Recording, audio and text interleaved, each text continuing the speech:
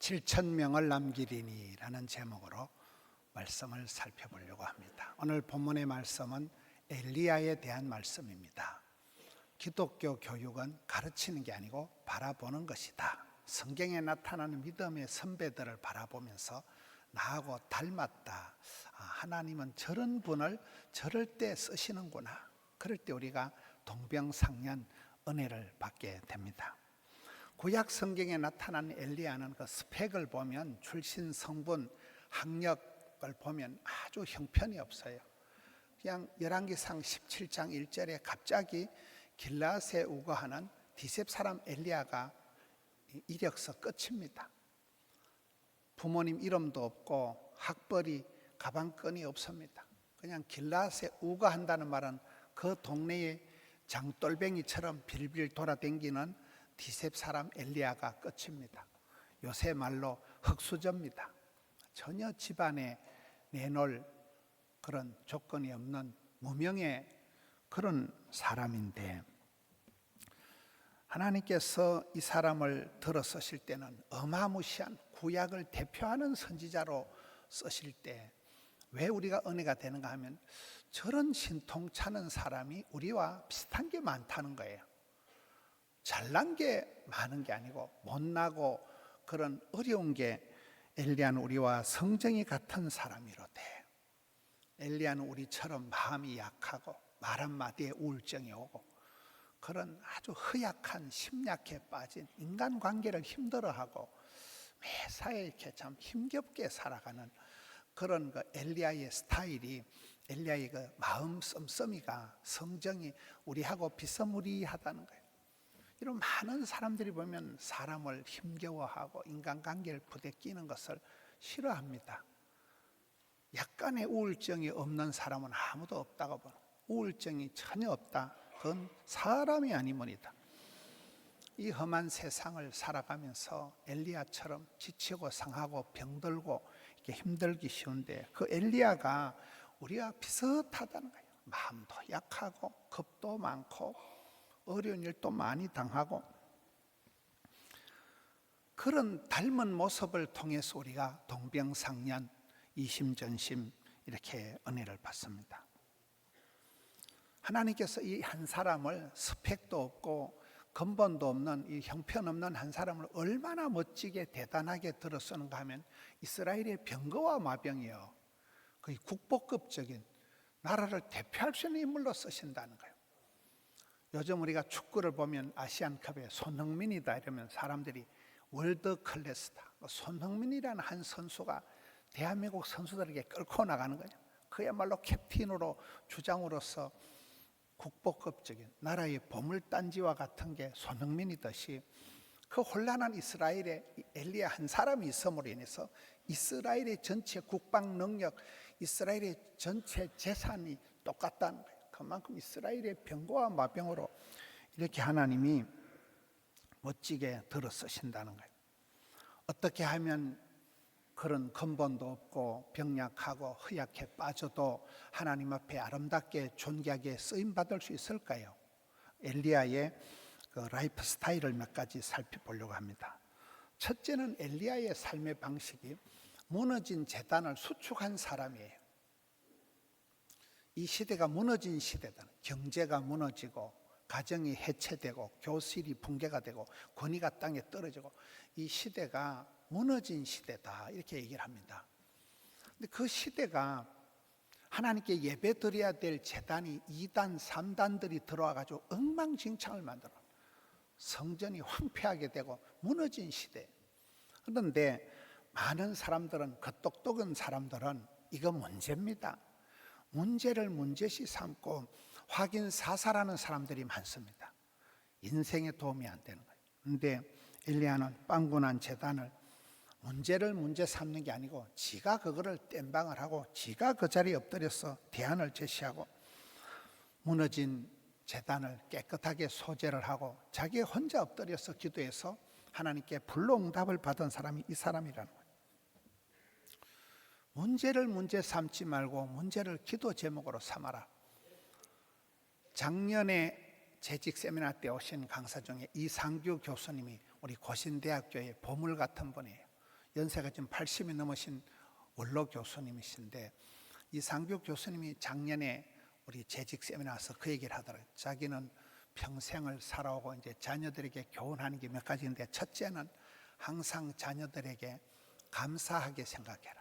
받은 복이 많으니 감사함으로 살아. 둘째는 어디 가든지 어느 교회를 다니더라도 트러블 메이커가 되지 말고 피스 메이커가 되라. 항상 남에게 기쁨을, 평안을 주는 사람이 되지 시끄럽게 하지 마라. 세 번째는 네가 받은 복이 많으니까 흘려보내라. 섬기라.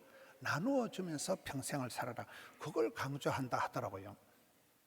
여러분, 이 엘리야는 무너진 제단을 이건 문제입니다, 이렇게 시끄럽게 하는 사람이 아니라 그것에 대안을 제시하고 지 혼자 그곳에 엎드려서 이 문제를 해결한 사람이라는 겁니다.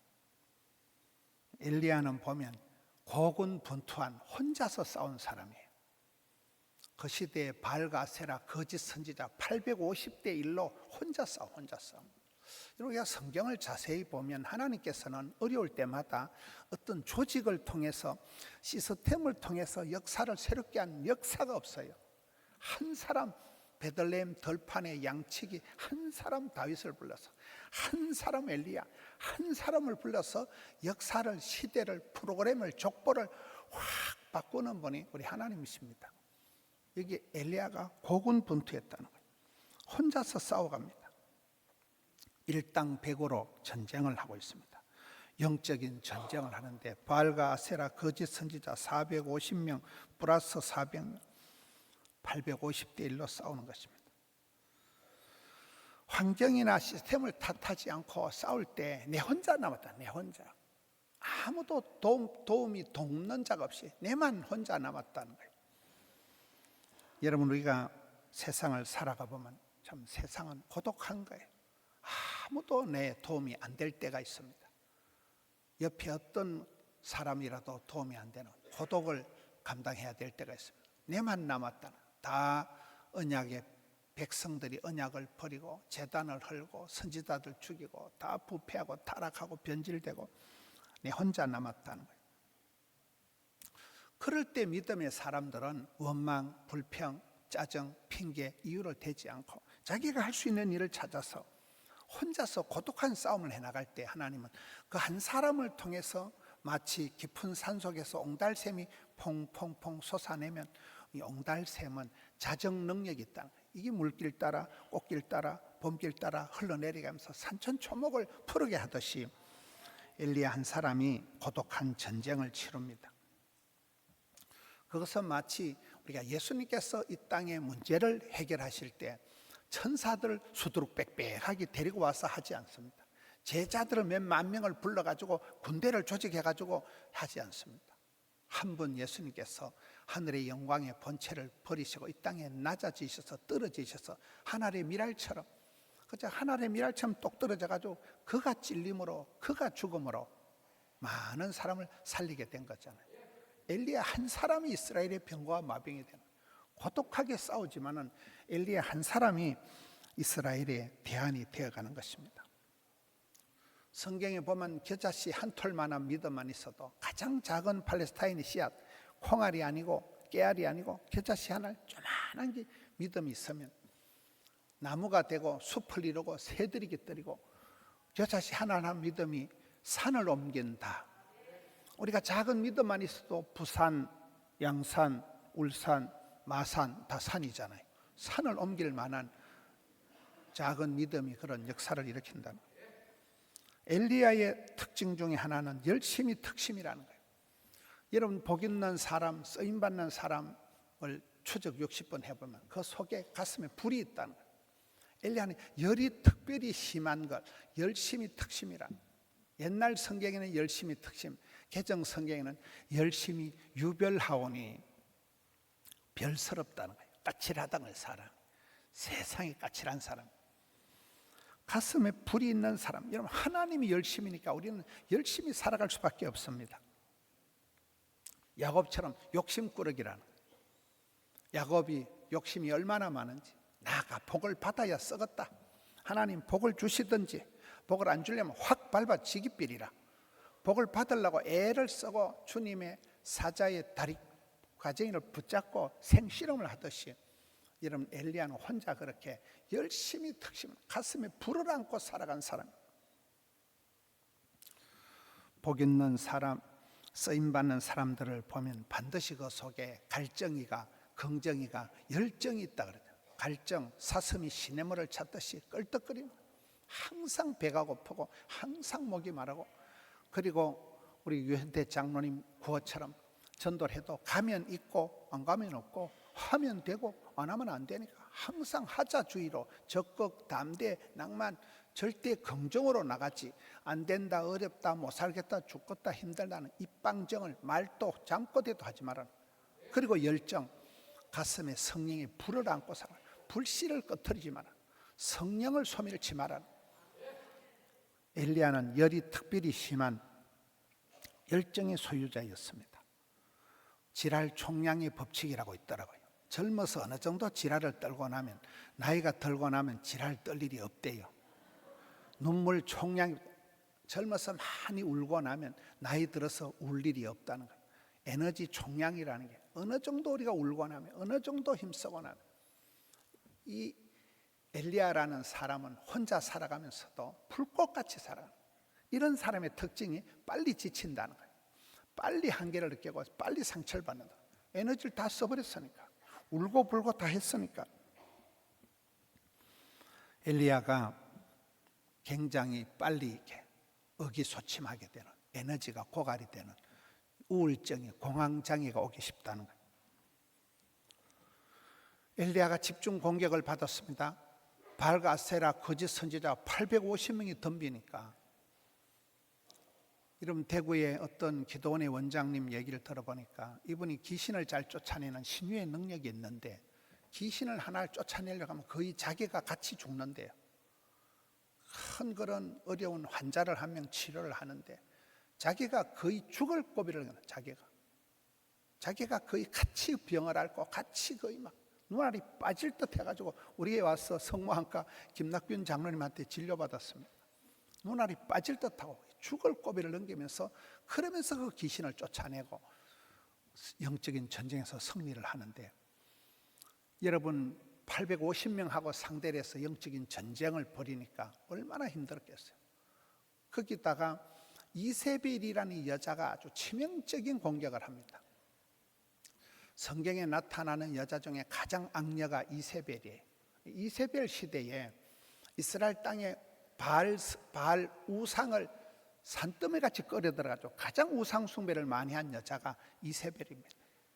이 이세벨이라는 여자가 엘리야의 소식을 듣고는 죽여버린다. 반드시 내가 너를 죽인다. 내일 내가 반드시 너를 죽여버리겠다니까.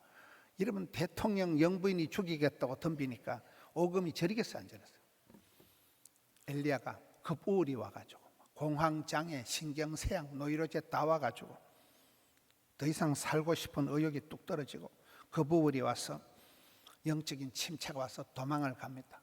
로뎀남 밑에 가가지고 하나님 차라리 죽여버려라. 내가 뭐 살고 싶은 생각이 없다. 내가 조상들보다 낫지도 못하고 내 인생 막 끝내자. 하나님 나를 죽여버리세요. 자살을 하려고 할 만큼 극심한 침체에 빠지고 맙니다. 여러분, 엘리야가 구약성에서 가장 쓰임받은 사람이고 최고의 선지자고 불로응답받은 사람이고 국보급적인 인물이라고 할 때, 엘리야가 형통한 길을 걸어간 게 아니에요. 엘리야의 일생이 평생을 생명을 노리고 죽이려고 하니까 계속 도망을 다닙니다. 기후가 3년 6개월 동안 비가 안 오고 날이 땡땡 가뭄니까 도망을 가다 강물을 거리 시내가 가서 강물 빨아먹다 그거 다 말라 빠지니까 사렙다 가부집에 가서 빌어먹다가 새가, 까마귀가 음식물 쓰레기를 주워주는 걸 그렇게 주워 먹고 살아간 사람은 엘리야 한 사람밖에 없는 거예요. 엘리야가 형통한 길을, 꽃길을, 넓은 길을 걸은 게 아니고 아슬아슬, 위태위태, 조마조마, 간들간들 벼랑 끝을 걸어가듯이 계속해서 그렇게 살아갔다는 거예요. 그걸 성경은 엘리야가 그렇게 백척간두를 헤쳐나가듯이 살아갔지만 하나님께서 함께 하심으로 가장 크게 쓰임받은 사람이 됐다는 거예요. 하나님께서 이 외로운 외톨이, 이 힘겨운 이 병약한 심약한 멘탈이 유리 멘탈 같은 이 엘리야를 어떻게 고쳐가실까요? 엘리야를 고쳐가시는 하나님의 솜씨를 보면 은혜가 됩니다. 첫째는 하나님께서 먹이십니다. 엘리야에게 나타나셔서 그를 일으켜서 일어나 먹어라. 숯불에 구운 떡과 한 병 물을 주고 먹고 마시게 합니다. 목구멍이 열려야 귓구멍이 열리는 거잖아요. 이 밥상머리가 중요한 겁니다. 밥을 먹으면서 원기를 회복하는 거예요. 예수님께서 실패한 제자들을 고칠 때 똑같습니다. 항상 와서 조반을 먹어라. 밥부터 먹이는 거예요. 밥은 먹고 사냐? 생선 구워주는 거예요. 베드로를 고칠 때도 그렇고 예수님께서 잡수실 때 많은 기적을 행하셨어요. 베다니 나사로 집에 가서도 잔치를 벌리고 잡수시면서 나사로를 살리고 하십니다. 여러분, 여기에 하나님께서 먼저 영적으로 시달리는, 정신적으로 곤핍한 엘리야를 육체적으로 먹이신다는 거예요. 밥을 먹이고 떡을 먹이고 물을 먹이고, 그리고는 천사를 보내가지고 만져주십니다. 천사를 보내서 어루만져 주십니다. 지치고 상한 엘리야를 터치하면서 천사를 보내서 그를 어루만져 주시니까 회복이 되는 겁니다. 성령님이 내 마음을 감화 감동하고 하나님이 천사를 우리의 마음을 어루만져 상처난 마음을 터치하실 때 그때 치유가 회복이 일어나는 것입니다. 그리고는 하나님의 산으로 가라고 합니다. 호렙산 하나님의 산으로 가라. 여러분, 실패한 제자들을 갈릴리로 가거라 할 때 갈릴리가 어디입니까? 그들의 고향이에요. 갈릴리 바닷가에서 자란 제자들이에요. 고향과 같이 푸근한데 친정처럼 따뜻한데 갈릴리로 가라. 첫사랑을 회복하라는 거예요. 갈릴리로 가라. 엘리야를, 지치고 상한 엘리야를 하나님의 산 호렙산으로 몰아갑니다. 우리가 거기 가면 친정처럼 편안하고 고향처럼 푸근하고 은혜의 동산, 기적의 현장이 있어야 됩니다. 사람은 거기가 가서 배터리 충전하는 데가 있어야 됩니다. 요즘 우리가 새벽기도 보면 마가복음에 예수님의 방전과 충전이 나오더만요. 예수님께서 각색 병든 자들을 동네방네 다니면서 다 고치시고 얼마나 힘드시겠어요. 근데 그 다음날 새벽 일찍이 한가한 시간에 새벽 일찍 산으로 기도하러 가시는 거예요. 일하시면서 방전이 되고 기도하시면서 충전하시고, 이 두 가지가 밸런스가 잘 돼야 됩니다. 일만 쫓아다니는 사람은 금방 한계가 옵니다. 또 기도만 하고 앉아 있어도 안 돼요. 가서 제자 삼고 와서 엎드려 은혜 받아야 되듯이 이 엘리야를 하나님께서 호렙산으로 밀어붙여, 모세가 호렙산에서 소명받았듯이 야복강에서 야곱이 부름받았듯이 하나님께서 호렙산 하나님의 산으로 밀고 가가지고 그곳에서 은혜의 동산, 기적의 현장이 되게 해서 배터리 충전하는 충전소를 만들어 주십니다. 그리고는 하나님께서 그에게 나타나시는데, 하나님께서 그에게 나타나실 때 어떤 모습으로 나타나십니까? 이 엘리야의 기도의 스타일을 먼저 봐야 됩니다.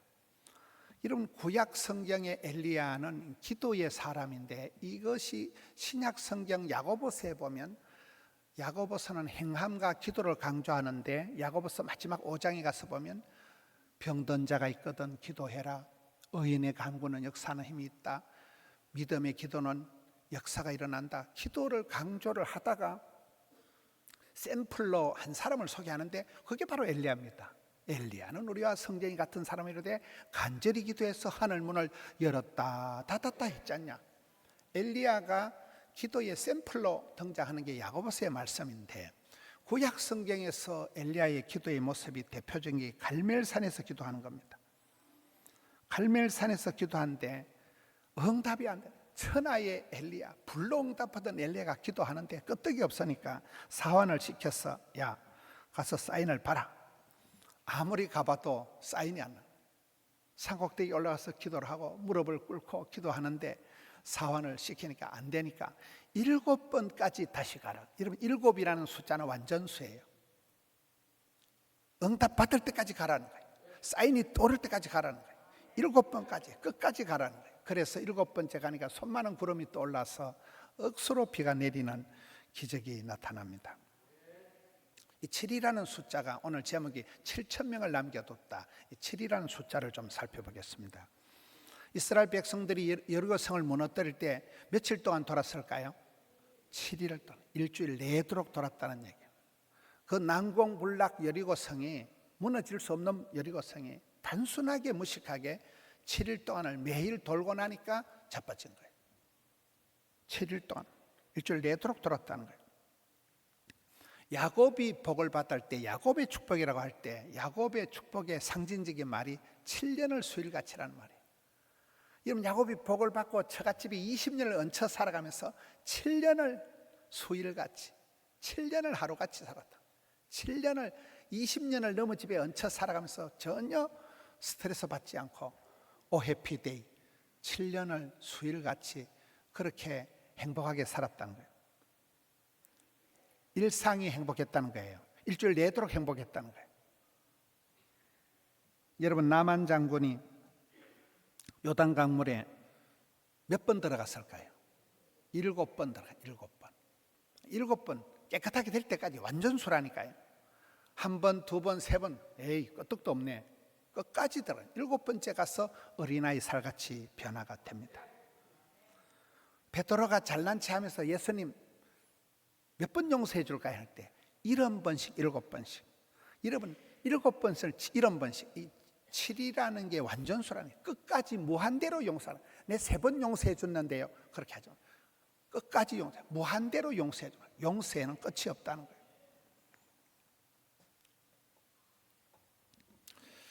하나님께서 이 엘리야의 기도를 들으시고 엘리야에게 응답을 해 주시는데, 이 호렙산 굴에서 하나님께서 이제 엘리야를 찾아오십니다. 마치 지치고 상한 다윗이 도망을 가다가 아들람 동굴 속에 들어가듯이 하나님의 종들이 인생 막장 동굴 속에 들어가요. 호렙산가 굴 속에 들어가 있는 거예요. 어떤 굴도 터널도 이렇게 끝이 있다더라고요. 터널도 들어갈 때 무섭지만 지나고 나보면 반드시 끝이 있다. 아무리 소낙비가 쏟아져도 비가 그칠 때가 있듯이 호렙산 굴 속에 처박혀있는 엘리야를 하나님이 찾아오십니다. 네가 어찌하여 여기 있느냐? 그러면서 엘리야에게 이제 모습을 보여주시는데, 태풍 가운데도 안 계시고, 지진 가운데도 안 계시고, 불 가운데도 안 계시고, 세미한 소리로 다가오십니다. 사람들이 생각할 때 우리 하나님은 우주 만물을 다스리고 위대하시고 어마무시한 하나님이라고 하면서 나하고는 하나님이 관계가 없는 거예요. 하나님은 내 문제까지 내까지 신경을 쓰시겠나? 근데 여기서 하나님이 위대하신 하나님이 아니라 섬세하신 하나님으로 산들바람과 같이 아주 속삭이듯이 나타나는 거예요. 여러분, 안 그래도 죽을 지경인데, 안 그래도 우울증이 와가지고 비실거리는데 막 엘리야야 큰 소리로 나타나면 경기할까 싶어가지고 엘리야야 속삭이듯이 세미한 소리가 오는 거예요. 큰 소리 치면 그 자체가 경기 일어난다니까요.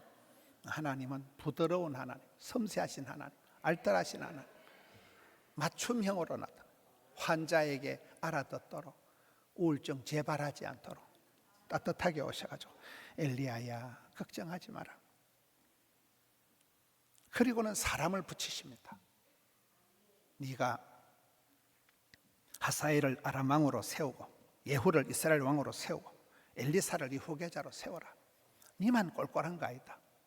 항상 바울의 서신 끄트머리에 사람이 나오듯이 하나님께서 사람을 통해서 대안을 제시하는데, 저렇게 해서 엘리사를, 자기하고 피 한 방울 섞이지 않은 엘리사를 후계자로 세우는데, 이 엘리사가 두 사람을 성경학자들은 원팀이라는 거예요.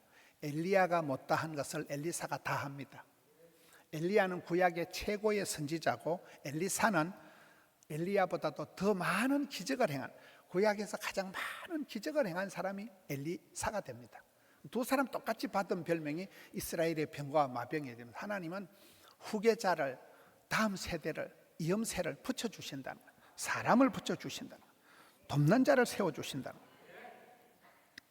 그리고는 마지막 말씀이 니만 꼴꼴하고 니만 힘들고 니만 못 살 지경이 아니고 너 말고도 바알에게 무릎 꿇지 아니한, 바알에게 입맞추지 않은 7,000명을 남겨두겠다.